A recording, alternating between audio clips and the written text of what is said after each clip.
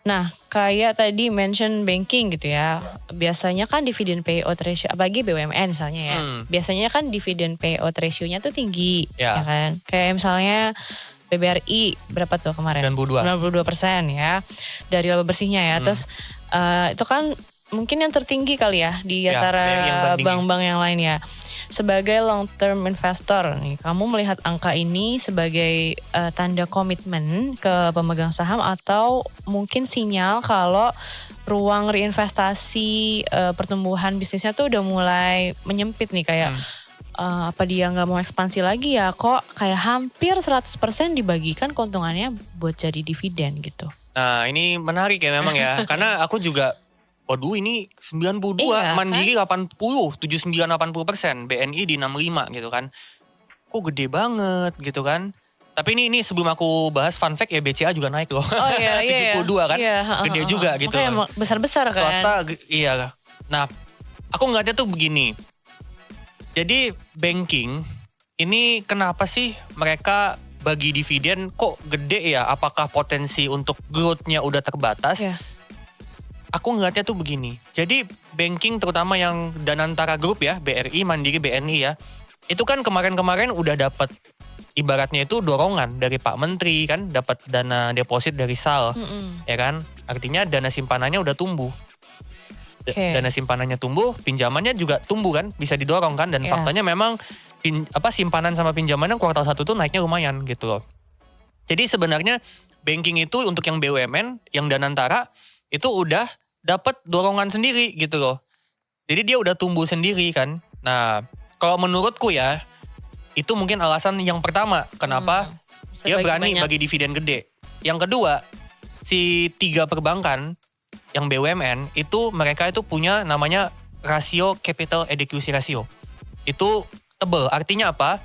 BRI itu di sekitaran 22%, Mandiri BNI di I think 19-20%. Ya. Artinya apa? Dengan capital adequacy ratio itu tinggi, artinya permodalan mereka tuh masih kuat. Cadangan modalnya masih kuat untuk bisa nge-cover kredit yang berpotensi beresiko. Gitu ya. Jadi permodalannya itu masih kuat banget.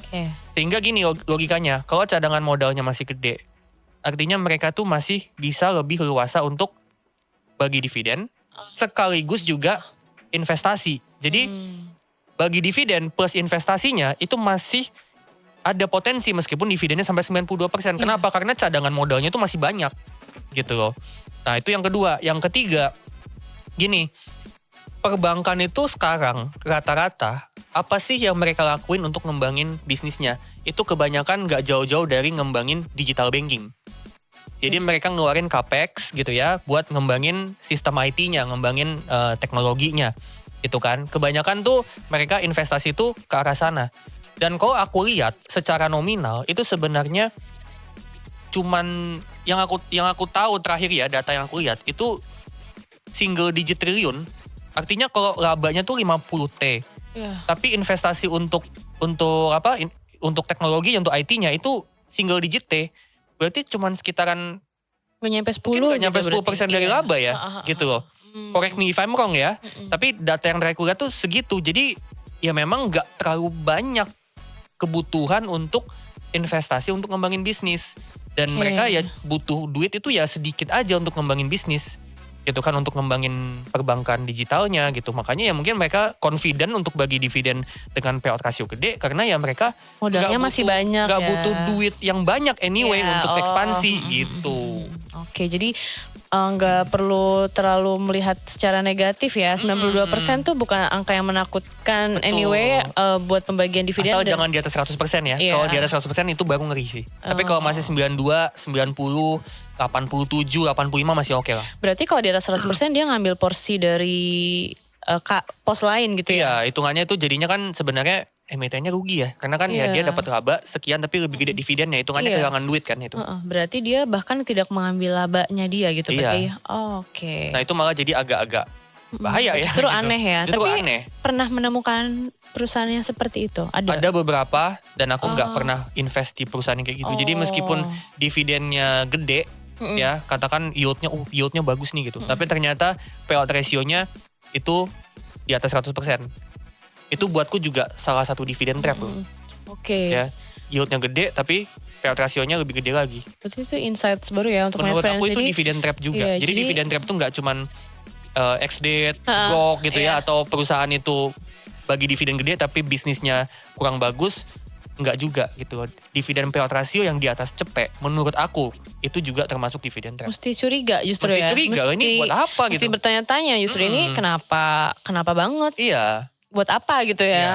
Tapi biasanya apa tujuannya? Membagikan dividen lebih dari 100%. Wah, mesti tanya manajemen lah. Oh, Macam-macam soalnya macam-macam alasannya ya. gitu. Iya. Oke. Oh, sama satu lagi aku pengen nambah tadi soal banking ya. Iya, iya. Jadi kan 4 perbankan nih, nggak cuma BUMN tapi BCA juga Iya. bagi dividen itu kan gede-gede ya. Mm-mm. Ini apakah growth-nya melambat? Kalau menurutku masih ada growth. Kenapa? Karena didorong juga sama pertumbuhan ekonomi Indonesia kan. Jadi ibaratnya secara natural udah dapat growth gitu loh. Yang mana kalau ekonomi Indonesia tumbuh dalam jangka panjang banking itu juga bisa bertumbuh. Jadi dia udah ibaratnya itu udah punya growth yang secara natural gitu loh. Makanya nggak terlalu butuh modal yang gede banget buat ekspansi.